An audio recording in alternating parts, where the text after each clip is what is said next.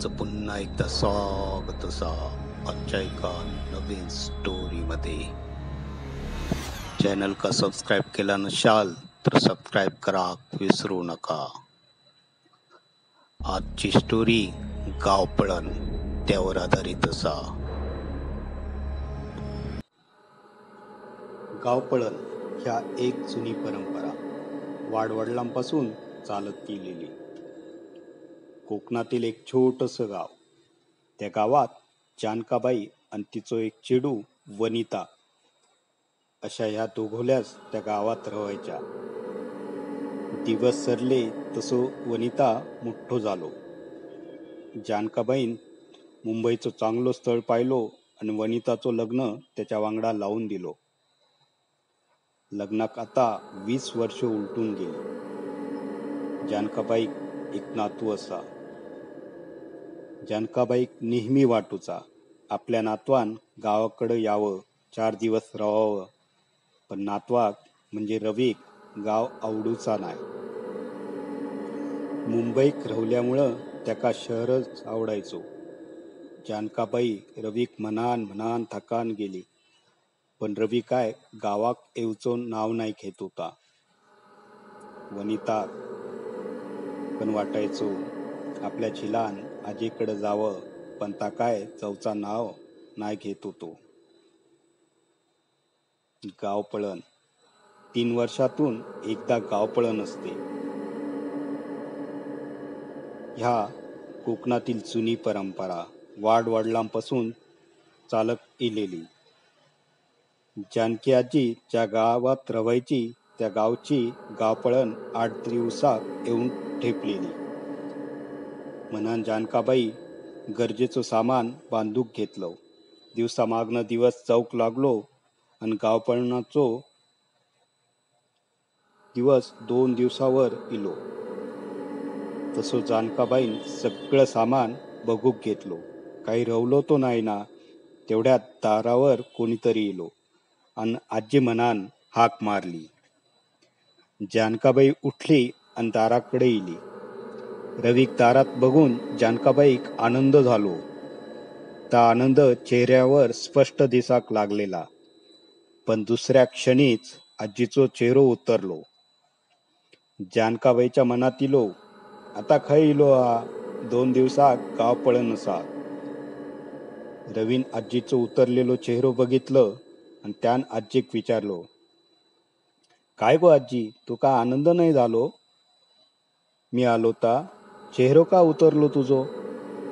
मी असो अचानक नाही येऊक वया होतो ना. जानकाबाईन रवीच्या चेहऱ्यासून हात फिरवलो आणि त्याका म्हणाली, तुझं आजीचं घर असा, तू हैसर कधी पण येऊक शकतोलो. आजीन रवीक खुर्ची बसूक दिली आणि त्याच्यासाठी पाणी आणू स्वयंपाक खोलीत गेलो. थंडगार माठातलं पाणी पिऊन रवीक बरो वाटलो. रवीन खुर्चीवर बसल्या बसल्या घरातील खोलीकडं एक नजर फिरवली. तसो त्याका जाणवलो की आजीन बरोचसो सामानाची बांधाबांध केलो. असा या पाहून रवीक आजीक विचारलो, काय गो आजी, तू खाय चालली असाव काय? या सामानाची बांधाबांध बघितला म्हणान विचारलो. तसो रवीक आजीन सांगितलं, ह्या गावात 2 दिवसान गावपळण असा, म्हणून गरजेचं सगळं सामानाची बांधाबांध करून ठेवली. गावपळण म्हणजे काय ह्या रवीक माहीत नाही होता. ता शहरात लहानचो मोठ्ठो झालेलो ना. रवीन आजीक विचारलो, गावपळण म्हणजे काय गो आजी? तसो आजीन त्याका गावपळण म्हणजे काय या सांगूक सुरुवात केली. गावपळण 3 वर्षातनं एकदा येतं. गावपळणच्या दिवशी गावात कोणीच रवायचं नाही. गुरं ढोरं माणसं कोणीच रवायचं नाही. गावातली सगळी माणसं माळरानावर जाऊन रवतात. गावपळणीच्या दिवशी गावात भूतखेतं रवतात. तसं रवी खुर्शीसून उठलो आणि हातपाय धुवूक बाथरूम मध्ये गेलो. आजीन तोपर्यंत त्याका जेवूक वाढलो. रवी जेवाक बसला. जेवता जेवता बराच गप्पा झाल्या. गावपळणाची सगळी माहिती आजीन त्याका सांगितल्यान. रवीचो जेवण आटोपलो अंता मधल्या खोलीत आराम करूक गेलो. पडल्या पडल्या आजीन जा काय गावपळणविषयी त्याका सांगितलो त्याचो विचार करूक लागलो. त्या विचारान त्याका काय झोप लागली नाही. म्हणान रवी थैसून उठलो, घराबाहेर येलो. गावात फेरफटका मारूक गेलो तर त्याका लोकांची चाललेली धावपळ त्याच्या नजराक पडली. कोणी बैलगाडीतून सामान नेत होतो तर कोणी सायकलवरनं, कोणी गुराढोरांका नेत होतो. ह्या सगळ्या त्याच्यासाठी नवीन होता. हे सगळं खरंच असाव काय? गावपळणच्या दिवशी भूत गावात राहत असतील का, असे प्रश्न त्याका पडूक लागलो. 2 दिवस सरले आणि गावपळणाचा दिवस उजाडलो. तसो सगळा गावातली मंडळी माळरानावर जमलेली. रवी पण त्यांच्या आजी वांगडा थयच होता.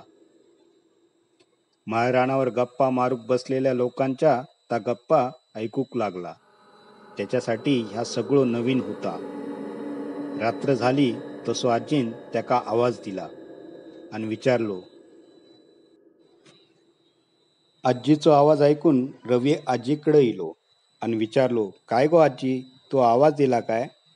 आजीन त्याका विचारलो, तुला जेव काय बनवूचा? तसो रवीन मासे बनवूक सांगितलं. आजीन मासे तर बरोबर आणलं, पण मसाले घराकडच विसरला. आजीन रवीक सांगितलो, मासे तर आणले, पण मसाले थयच राहून गेले. त्यावर रवी म्हणालो, त्यात काय एवढं, मी जातं आणि पटकन मसालो घेऊन येतो. आजी, तुका काय खूळ लागलो काय? गाव पळण हा, थैसर सगळी भूत जमलेली आणि तू खय जातो? रवीक आता भूत बघूचे होते. म्हणान त्यान आजी आणि गावातल्या मंडळींची नजर चुकून गावाकडं निघालो. रवीन जसो गावात प्रवेश केला तसो त्याका भयावह शांतता पसरलेली जाणवली. आजीच्या घराजवळ येऊन पोचलो तसो त्यान घराचो लावलेलो कुलूप उघडलो. तसो तो आत गेलो आणि मसाले खय दिसता का या शोधूक लागलो. मसाले सापडले आणि ता घेतले. तसो त्याका बाहेरसून खूप आवाज येऊक लागला. जसो खूप जण जमलो आणि गप्पा मारूक लागलो असा त्याका आवाज येऊक लागला. रवीच्या मनात इलो, आज गाव पळण असान, मग कोण कशाक असू शकतो? गाव तो सगळं माळ रानावर गेलेलो. म्हणान त्यान खिडकीतून डोकान पाहिलो तसो त्याका भूत थय जमलेली दिसली. ह्या पाहून त्याची चांगलीच तणतणली.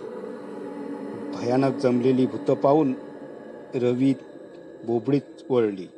घराच्या तीनही बाजून त्याका भूत जमलेली दिसली. हेसून बाहेर कसो पडायचो याचो विचार करूक लागलो. तसो त्याची नजर कौलाकडे गेली. कौल काढून रवी वर इलो.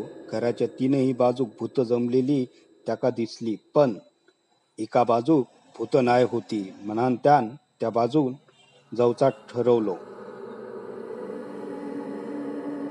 जसो त्यान छतावरनं खाली उडी मारली तसो आवाज झालो आणि थय असलेल्या एका हाडळचं लक्ष रवीकडं गेलं. रवीन ता पाहिलं आणि थैसून पळालो, पण हडळ त्याच्या पाठी लागलेली. रवी खूप घाबरान गेलेलो. तो मात्र जीव मुठीत घेऊन पळूक लागलो. ती हडळ मात्र त्याचा पिच्छा सोडत नाही होती. रवी पळता पळता पराच महाराणाच्या जवळ इला होता. महाराणाच्या दिशान रवी गावातली मंडळी बॅटरी चमकवताना दिसली. आजीन गावातल्या जुन्या जाणत्या मंडळींना रवी शोधूक पाठवलेला होता. मात्र रवी आता वाचूचा नाय होता. हडळ त्याच्या फाटी जवळ इली होती. गावकऱ्यांना रवीक ओरडून सांगितलो, तू गावची वेश ओलांड, तुका ती हडळ काय करूची नाय. हे ऐकून रवी जीवाच्या आकांतान पळू लागलो. वेश थोड्याच अंतरावर रवली होती. कसो बसो रवीन गावची वेश ओलांडली आणि माळ रानावर गेला. तसो ता हडळ गावच्या वेशीसूनच परत गेलो. घडलेलो सगळा प्रकार गावकऱ्यांना आणि आजीक सांगितलं. रवीक चांगलोच समजलो गाव पळण म्हणजे काय असते.